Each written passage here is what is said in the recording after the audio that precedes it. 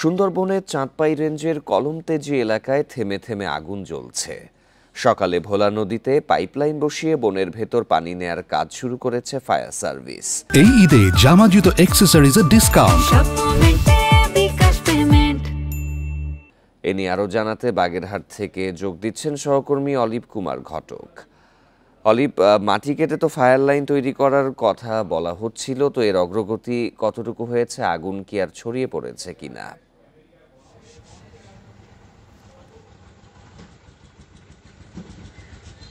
দেখুন, পূর্ব সুন্দরবনের চাঁদপাই রেঞ্জের ধানসাগর স্টেশনের কলমতেজি টহলপাড়ি, এই টহলপাড়িতে কিন্তু গতকালকে দুপুর 1টা নাগাদ বনকর্মীরা আগুন দেখতে পায়। সেই আগুন কিন্তু তারা দেখতে পেয়ে সঙ্গে সঙ্গে কিন্তু তারা গ্রামবাসীকে খবর দেয় এবং তারা গ্রামবাসীকে খবর দিয়ে সেখানে নিয়ে গিয়ে তারা আগুনের স্থানটি নির্ধারণ করে এবং তারা সেইখানে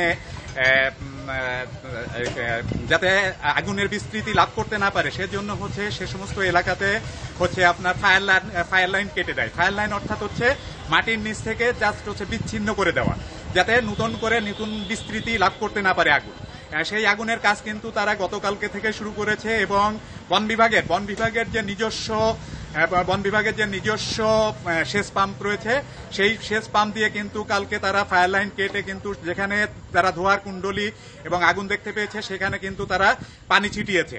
এবং আমি কিছু আগে কথা বলেছিলাম বন বিভাগের ডিএফও, বিভাগীয় বন কর্মকর্তা কাজী মোহাম্মদ নুরুল কবির, তিনি আমাকে জানিয়েছেন যে যেখানে আগুন দেখতে পেয়েছিলাম আমরা কিন্তু সেই আগুন মোটামুটি পরিস্থিতি নিয়ন্ত্রণে নিয়েছি এবং আমরা সেখানে কিন্তু পানি ছিটানোর কাজ শুরু করি এবং সেখান থেকে যাতে নতুন এলাকা আগুন ছড়িয়ে পড়তে না পারে সে কিন্তু ফায়ার লাইন কাটা হয়। আর আমি কথা বলেছিলাম ফায়ার সার্ভিস। নিশ্চয়ই এ বিষয়ে আপনি তথ্য সংগ্রহ করতে থাকুন। পরিস্থিতি যত তাড়াতাড়ি স্বাভাবিক হোক, এটাই সকলের প্রত্যাশা।